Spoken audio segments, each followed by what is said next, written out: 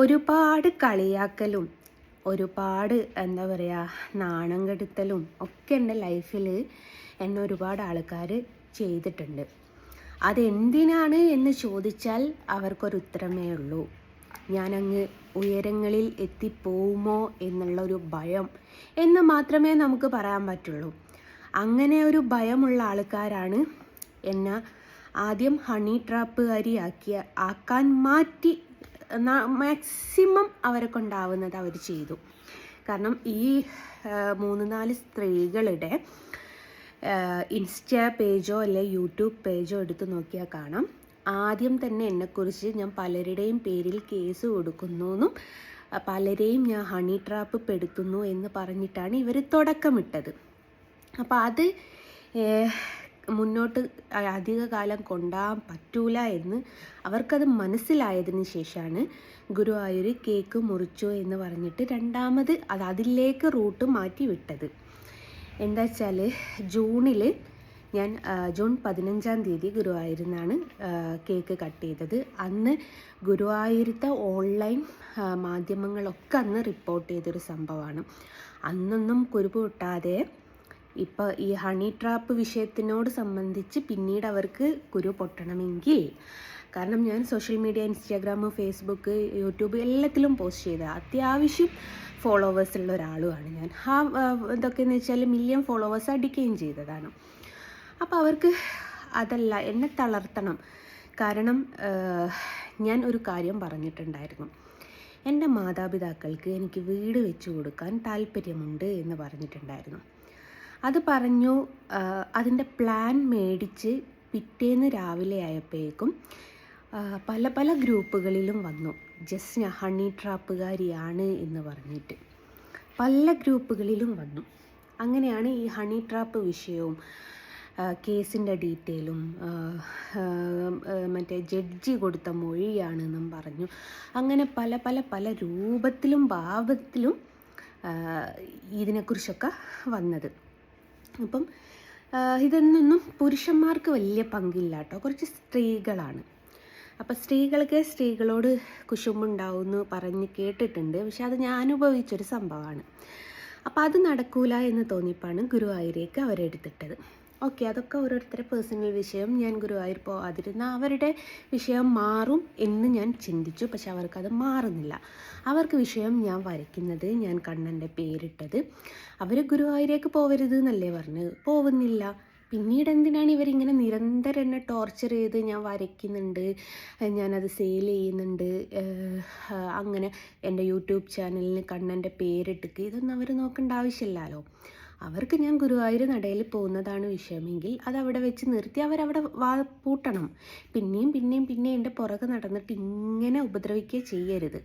അപ്പം നിങ്ങൾക്ക് മനസ്സിലായല്ലോ, ഇവർക്ക് ഇതൊന്നുമല്ല വിഷയം.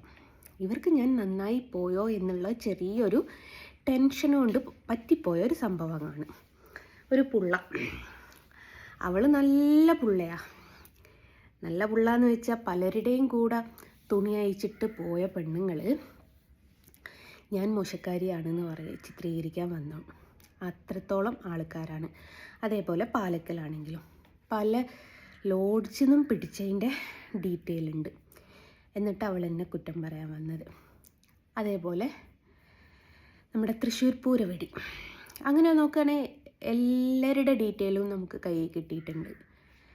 അപ്പോൾ ഇവർക്കൊക്കെ പ്രശ്നം ഞാൻ ഏതെങ്കിലും ഒരു നിലയിലെത്തിപ്പോയോ എന്നുള്ളൊരു ചിന്താഗതിയായിരുന്നു. അപ്പോൾ വരെയല്ല ഇവർക്ക് വിഷയമെങ്കിൽ എന്തിനാ ഇവരിങ്ങനെ എടുത്തു വെച്ച് പറയുന്നത്, ഇവളുടെ കയ്യിൽ നിന്നാരും ഫോട്ടോ മേടിക്കരുത്, ഇവളുടെ കയ്യിൽ നിന്നാരും ഫോട്ടോ മേടിക്കരുത് എന്ന്. അപ്പം നിങ്ങൾക്ക് മനസ്സിലായില്ലേ, എൻ്റെ വര തന്നെയാണ് ഇവർക്ക് വിഷയം. അപ്പോൾ അവർ പറയുന്നത് എന്താ വെച്ചാൽ അവർക്ക് വരയ്ക്കുന്നതോ വിൽക്കുന്നതോ ഒന്നും അവരെ സംബന്ധിച്ച് വിഷയമല്ല, അവർക്ക് ഗുരുവായൂർ പോകുന്നതാണ് വിഷയമെന്ന്. ഗുരുവായൂർ ഞാൻ പോകുന്നില്ല എന്ന് പറഞ്ഞപ്പോഴും അവരിതെന്താ അടുത്ത് പറയുന്നത്, അവൾ വരയ്ക്കുന്നുണ്ട്, വിൽക്കുന്നുണ്ട്, ഹിന്ദു മതസ്ഥർ മേടിക്കരുത് എന്നൊക്കെയാണ് അവർ പറയുന്നത്. അപ്പോൾ മനസ്സിലാവല്ലോ വൈകാര്യ ബുദ്ധിയോടെയാണ് ഇവരൊക്കെ എൻ്റെ അടുത്തേക്ക് പെരുമാറുന്നത് എന്നുള്ളത്. അപ്പോൾ ഇപ്പം ഇതൊന്നല്ല സംഭവം. എന്നെ ഒരു ഹണി ട്രാപ്പുകാരിയും എന്നൊരു മോശക്കാരിയും എന്നെ എത്രമേൽ തരം താഴ്ത്താവോ അത്രമേൽ തരം താഴ്ത്തിയത് എന്തിനായിരുന്നു എന്ന് ചോദിച്ചാൽ, സ്വന്തം മാതാപിതാക്കൾക്കൊരു വീട് വെച്ച് കൊടുക്കണമെന്നുള്ളൊരു സ്വപ്നം ഞാൻ മുന്നോട്ട് കൊണ്ടുവന്നപ്പോഴാണ്. കാരണം ഈ സ്ത്രീകൾക്കൊക്കെ അമ്മ അച്ഛൻ എന്ന് പറയുന്ന ആ ഒരു കാര്യത്തിനോടൊന്നും വലിയ താല്പര്യമില്ലാത്ത സ്ത്രീകളാണ്. അതിൽ നമ്മുടെ അമ്മായി എന്നെ ഒരു പോസ്റ്റ് ഇട്ടിട്ടുണ്ടായിരുന്നു, 40ഓളം കേസുണ്ട്, സ്വന്തമായിട്ട് വീട് അമ്മക്ക് വെച്ച് കൊടുക്കാൻ പറ്റിയില്ല. അപ്പം അമ്മായിക്കൊക്കെ തീർച്ചയായിട്ടും കുശുമ്പും കുന്നായ്മയൊക്കെ ഉണ്ടാവും, സ്വാഭാവികം, നമ്മൾ പറഞ്ഞിട്ട് കാര്യമില്ല. അപ്പോൾ അവർക്കതായിരുന്നു വിഷയം, ഞാൻ എൻ്റെ മാതാപിതാക്കൾക്ക് വീട് വെച്ച് കൊടുക്കുമോ എന്നുള്ളത്. ഏകദേശം ഒരു 400 ഫോട്ടോക്ക് ഓർഡർ കിട്ടിയാൽ ഞാൻ എൻ്റെ മാതാപിതാക്കൾക്ക് വീട് വെച്ച് കൊടുക്കാമെന്ന് പറഞ്ഞു. അന്നപ്പോൾ ഞാനൊരു 5 പൈസ ഒരാളെടുത്തൊന്നും ചോദിച്ചതുമില്ല, എനിക്കിട്ട് വേണ്ടാന്ന് പറഞ്ഞു. പലരും എന്നെ കോണ്ടാക്ട് ചെയ്തിട്ടുണ്ട്, വീട് സഹിതം വെച്ച് തരാം, പ്ലാൻ വരച്ച് തരാം, സാധനം മേടിച്ച് തരാം എന്നൊക്കെ പറഞ്ഞ് പലരും എൻ്റെ അടുത്ത് കോണ്ടാക്ട് ചെയ്തപ്പോൾ ഞാൻ പറഞ്ഞു വേണ്ട, എന്നെക്കൊണ്ടാവും. ഇവരൊക്കെ സ്കാനർ ഇട്ടിട്ട് അയക്കി എന്ന് പറയും പോലെ ഒന്നും ഞാൻ ഇതുവരെ ചെയ്തിട്ടില്ല. ഞാൻ ആകെ ചെയ്ത ഗുരുവായൂർ 101 ഫോട്ടോ സമർപ്പിക്കാൻ വേണ്ടിയിട്ടാണ്. അത് ഞാൻ സമർപ്പിക്കുകയും ചെയ്തിട്ടുണ്ട്. ലാസ്റ്റിലേക്ക് ഞാനും അമൃതാനന്ദമയുടെ ആശ്രമത്തിലുള്ള സ്വാമിയും കൂടിയും ഓർഡർ വാങ്ങിയതാണ്, പൈസ മേടിക്കാതെ ലാസ്റ്റിലേക്ക്.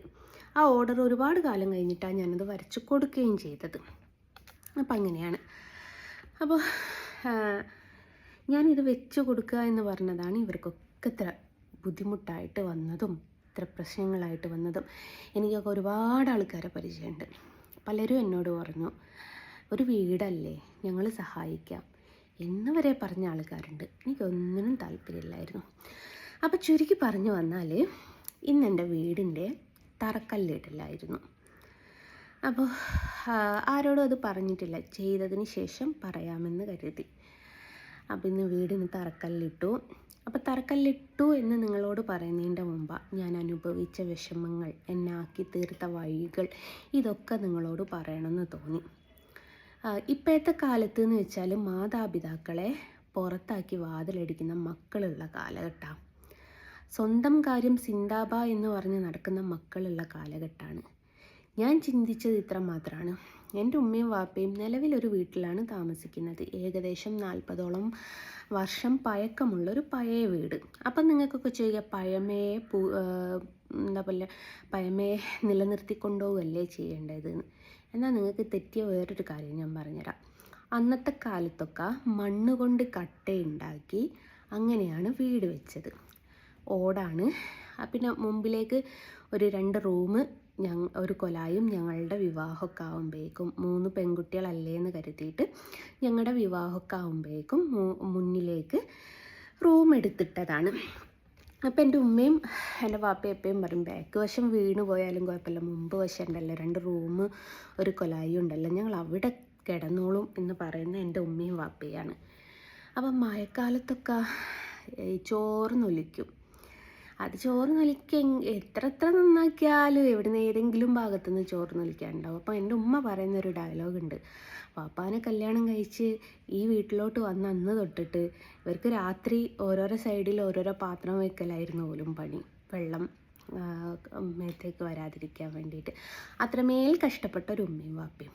അപ്പോൾ അവരൊരു ദിവസമെങ്കിൽ ഒരു ദിവസം ചോർച്ചയില്ലാത്ത സേഫായിട്ടുള്ളൊരു വീട്ടിൽ താമസിക്കണമെന്ന് എനിക്കൊരാഗ്രഹം. ആ ഒരാഗ്രഹത്തിൻ്റെ പുറത്താണ് ഞാൻ പണി തുടങ്ങുന്നത്. എത്ര കാലം കൊണ്ട് തീർക്കാൻ പറ്റും, എങ്ങനെ തീർക്കാൻ പറ്റുമെന്നൊന്നും എനിക്കറിയില്ല. പക്ഷെ നമ്മളെ കൊണ്ട് പറ്റുന്ന രീതിയിൽ നമ്മൾ ചെറുതായിട്ട് അത് തുടങ്ങി ഇട്ട് കൊടുക്കുക. നമുക്കത് ചെയ്യാനുള്ള മനസ്സുണ്ടല്ലോ.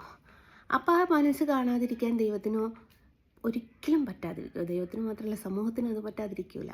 കാരണം എനിക്ക് സമൂഹം ഓർഡർ തന്നാലേ എനിക്കത് ചെയ്ത് തീർക്കാൻ പറ്റുള്ളൂ. അപ്പോൾ എനിക്ക് വേണേൽ യൂട്യൂബിൽ നിന്നൊക്കെ വരുമാനം കിട്ടുന്നുണ്ട് കേട്ടോ. എനിക്ക് അതിനോടൊന്നും താല്പര്യമില്ല. കണ്ണനെ വരച്ച് അതിൽ നിന്നും കിട്ടുന്ന വരുമാനത്തിൽ വെച്ച് കൊടുക്കണമെന്നാണ് എനിക്ക് ആഗ്രഹം.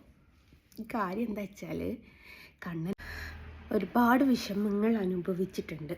അപ്പോൾ ആ വിഷമങ്ങൾക്കൊക്കെ ഒരു പ്രായശ്ചിത്തം കണ്ണനാൽ തന്നെ എനിക്ക് ചെയ്തു കൊടുക്കാൻ പറ്റിയാൽ അതിനേക്കാട്ടിലും വലിയ സന്തോഷം മറ്റൊന്നും ഇല്ല എന്നുള്ളത് കൊണ്ടാണ് കണ്ണനെ വരച്ച് അതിൽ നിന്ന് കിട്ടുന്ന വരുമാനം കൊണ്ട് തന്നെ വീട് വെച്ച് കൊടുക്കണം എന്നുള്ളത് എനിക്കൊരാഗ്രഹം.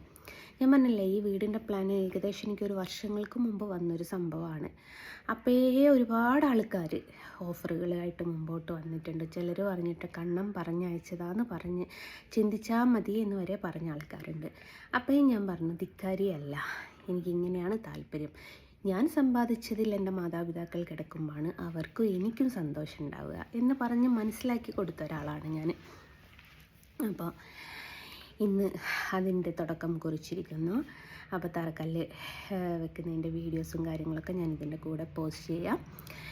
നിങ്ങളുടെ എല്ലാവരുടെയും പ്രാർത്ഥന എനിക്ക് വേണം. എത്രയും പെട്ടെന്ന് അവർക്ക് ആ വീട്ടിലേക്ക് കയറി കൂടാൻ, താമസിക്കാൻ പറ്റണേ എന്നുള്ളൊരു പ്രാർത്ഥന എല്ലാവരും അത് പ്രാർത്ഥിക്കണം. ഇത് കണ്ടാൽ ചില കുരുപൊട്ടുന്ന സ്ത്രീകളുണ്ടാവും. ഇനി എന്നെ ഹണി ട്രാപ്പുകാരിയാക്കാനും ഇനി എന്നെ 18ഓളം ആൾക്കാരുടെ പേരിൽ പീഡന കേസ് കൊടുത്തു എന്ന് പറയാനും ഒക്കെ നടക്കാൻ ഇഷ്ടം പോലെ ആളുണ്ടാവും. പക്ഷെ ഞാനൊരു കാര്യം തീരുമാനിച്ചിട്ടുണ്ട്. ഇനിയും ഈ ഹണി ട്രാപ്പും 18ഓളം ആൾക്കാരുടെ പീഡന കേസും പറയാച്ചാൽ ഞാൻ അങ്ങ് ആത്മഹത്യ ചെയ്യും. ഈ പാലക്കൽ അമ്മച്ചിയുടെ പേര് എഴുതി വെച്ചിട്ട് ഞാൻ ഉറപ്പിച്ചൊരു കാര്യം, ഞാൻ സ്റ്റേഷനിൽ ലെറ്റർ വരെ എഴുതി കൊടുത്തിട്ടുണ്ട്. ഞാൻ ആ സ്ത്രീയുടെ എനിക്കെന്തെങ്കിലും സംഭവിച്ച ആ സ്ത്രീ മാത്രമാണ് ഉത്തരവാദി എന്നുള്ളത്. കാരണം എനിക്ക് മരിക്കണം എന്നുള്ള അതിലൊരു പേടിയില്ലാത്ത ഒരാളാണ്. പ്രത്യേകിച്ച് അവൾ കയറുന്നുണ്ടെങ്കിൽ ഞാൻ മരിക്കാനും തയ്യാറാണ്. അപ്പോൾ അത്രമേൽ ഞാൻ സ്റ്റേഷനിൽ വരെ എഴുതി കൊടുത്ത് പോന്നിട്ടുണ്ട്. ഇല്ല, ഇവൾ ഈ 18ൻ്റെ ഡീറ്റെയിലും ഇവൾ കൊണ്ടുവരണം, എന്നാൽ പിന്നെ ഞാനൊന്നും മിണ്ടൂല. അപ്പോൾ അത് ഞാൻ പറഞ്ഞു വെച്ചിട്ടുണ്ട്. അതിനൊരു തീരുമാനം എത്രയും പെട്ടെന്ന് ഞാൻ ഉണ്ടാക്കിയെടുക്കുകയും ചെയ്യും. അപ്പം ഇവളിതൊക്കെ കുത്തിപ്പൊക്കി വരികയും ചെയ്യും. അപ്പോൾ എനിക്ക് നിങ്ങളോടായിട്ട് പറയാനുള്ളത്, അത്രമേൽ ആഗ്രഹിച്ചു, അത്രമേൽ ആശിച്ചു ഇറങ്ങിയൊരു സംരംഭമാണ്. ആരും എന്നെ ഒരു പൈസ കൊണ്ടും സഹായിക്കേണ്ട. നിങ്ങൾക്കൊക്കെ പറ്റുമെങ്കിൽ എനിക്ക് ഓർഡർ തന്ന് സഹായിക്കുക. അതിലൂടെ ഞാനത് ആ ഒരു കടമ്പ നിറവേറ്റും. വലിയ വീടുകളൊന്നുമല്ല, 1000 സ്ക്വയർ ഫീറ്റിൻ്റെ ഉള്ളിലായിട്ടുള്ളൊരു വീടാണ്. 987 സ്ക്വയർ ഫീറ്റ് എങ്ങാണ്ടാണ് ഉള്ളത്. അപ്പോൾ അത് എത്രയും പെട്ടെന്ന് പൂർത്തീകരിച്ച്, കാരണം ഉമ്മ ഒരു ഹാർട്ട് പേഷ്യൻ്റാണ്. 9 ബ്ലോക്ക് കഴിഞ്ഞിട്ട് സർജറി കഴിഞ്ഞ് നിൽക്കുന്ന ഒരാളാണ്. വാപ്പക്ക് 65 വയസ്സായ ഒരാളാണ്. അപ്പോൾ ഇവർക്കൊക്കെ എത്രയും പെട്ടെന്ന് വീട് വെച്ചിട്ട് നമുക്ക് ചിലപ്പോൾ നാളെ നമ്മുടെ കയ്യിൽ ഒരുപാട് പൈസ വന്നേക്കാം. പക്ഷെ നമ്മുടെ മാതാപിതാക്കൾ നമ്മുടെ കൂടെ ഉണ്ടാവണമെന്ന് പറയാൻ പറ്റില്ലല്ലോ. അപ്പോൾ ഉള്ള സമയത്ത് നമ്മൾ കടവും വിലയാക്കിയിട്ടാണെങ്കിലും അവരുടെ ആഗ്രഹം സാധിപ്പിച്ചു കൊടുത്ത് അവരൊരു ദിവസമെങ്കിലും മനസ്സമാധാനത്തോടു കൂടെ നിൽക്കുകയാണെങ്കിൽ അതിനേക്കാട്ടും വലിയ സന്തോഷം നമുക്ക് എന്താ ഉള്ളത്. അപ്പോൾ തറക്കല്ലിടുന്നതിൻ്റെ വീഡിയോയോട് ഞാൻ ഇതിൻ്റെ കൂടെ പോസ്റ്റ് ചെയ്യാം കേട്ടോ. ടാറ്റാ.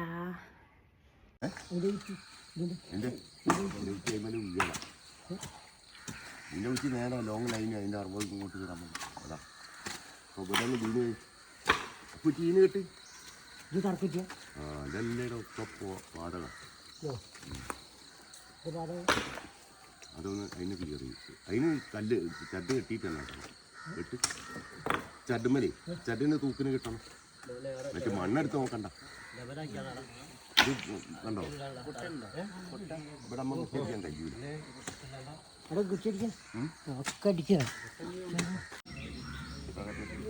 വിചാരിച്ച വേഗം പണി തൊട്ട് തന്നാ ഒന്ന് ഇമരാൻ തൊട്ടേക്ക് എല്ലാം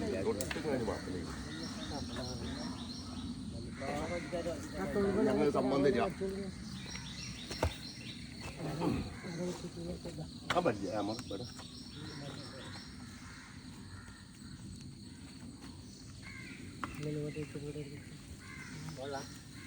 മെല്ലെ മെല്ലെ മെല്ലെ മെല്ലെ